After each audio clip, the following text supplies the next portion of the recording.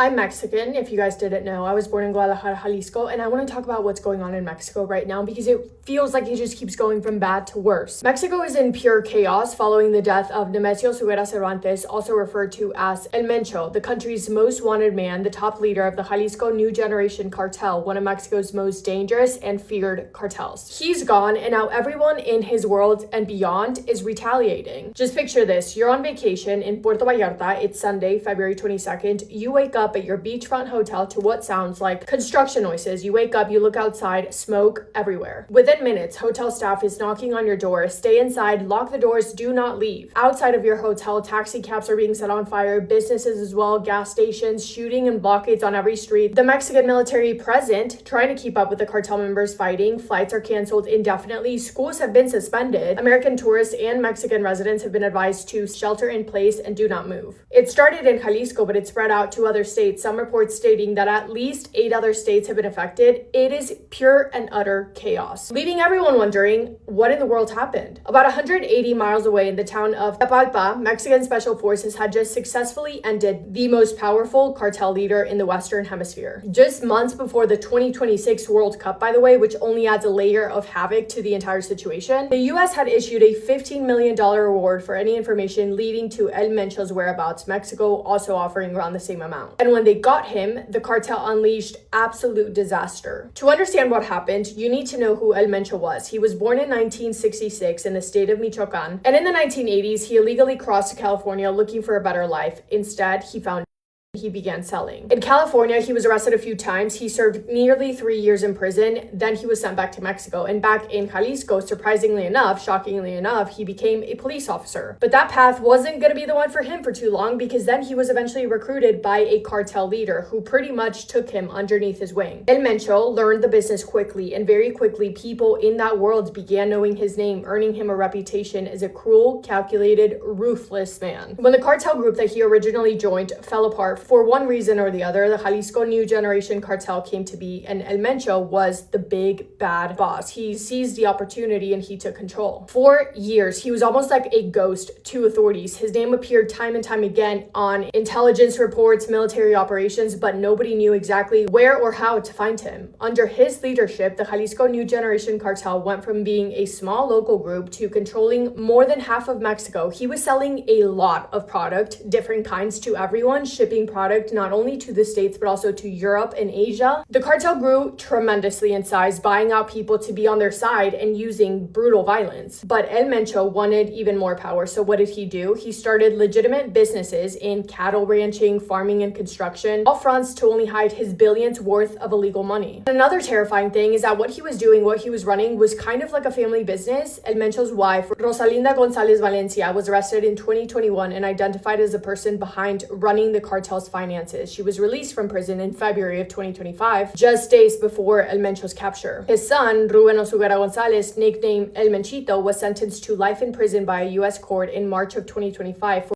weapon charges, and his daughter had also served a 30-month jail sentence in the States for financial crimes. Even El Mencho's son-in-law, Cristian Fernando Gutierrez Ochoa, was a top cartel leader. He allegedly kidnapped 2 Mexican Navy members back in 2021 to pressure authorities to release El Mencho's wife. Then he decided to disappear, faked his own passing, and fled to California, where he lived underneath a fake name until his arrest in November of 2024. And how was El Mencho able to avoid capture for so long, you may be wondering? Well, his network of people who were willing to protect him was and is massive. Not only members of the cartel who would do absolutely anything for him, but even authorities like police officers, members of the military. The cartel bought out so many people to benefit them to be able to operate in the way that they wanted to. He had people across the country willing to keep him hidden anywhere that he went. The amount of loyalty that he had from so many people is incomprehensible. But then when someone from his circle, described to be a romantic partner who was already underneath surveillance by military intelligence agents, went to go see him in one of his hideout areas, and that is how the Mexican army was informed of his whereabouts. Based on the state of the house that they found him in, they believed that he had been there, or people had been there, for at least a few weeks. Authorities discovered that El Mencho remained at that location surrounded by security detail, and the operation to capture him was planned on that same day, February 21st. Special forces moved in, backed by Air Force helicopters and the National Guard, but of course it wasn't going to be easy because the cartel fought back hard. They had armored vehicles, heavy weapons, weapons and even rocket launchers that could take down aircraft, and that they did. 8 cartel members didn't make it out. 3 more, including El Mencho, were wounded and passed while being flown to Mexico City.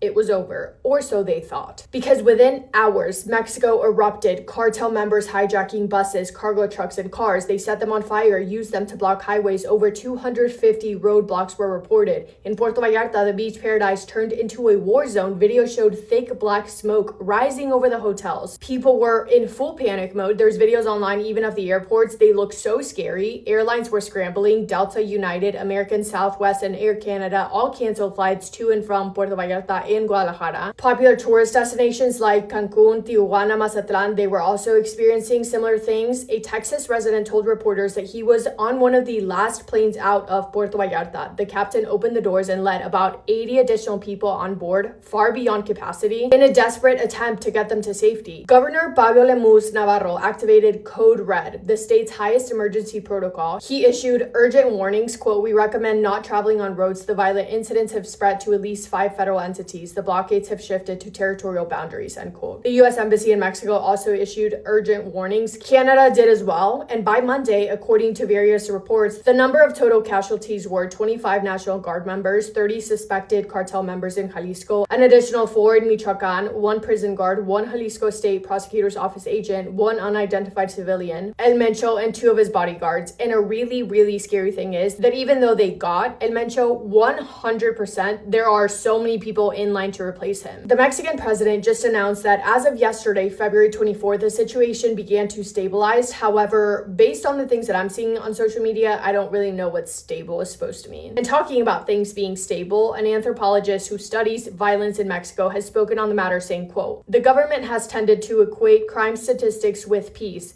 The homicide rate goes down. That means there's peace. That's not actually true," he explained. "There are plenty of situations where the cartel has had a huge amount of local power and there's not a lot of homicides or disappearances because they don't need to do them." In other words, he's saying calm does not mean control. It means that the cartel is so powerful that they don't feel the need to cause chaos to maintain their power, their dominance. El Mencho's cartel was a key supplier, but him being gone, unfortunately, will not stop the flow, which is horrific. Someone else will take over because the money is too big, the demand is too high. But even though his absence will not stop anything for the families who have lost loved ones to what he was selling, for the communities who have suffered from fighting against the cartel, for the Mexican soldiers who were willing to risk their lives, at the very least, it's something. Guadalajara is set to host 4 FIFA World Cup matches in June of this year, so just months away. They expect around 3 million visitors, so we'll have to see what happens with that. Mitchell and I, my fiance, we're actually considering going to Mexico for the World Cup as well.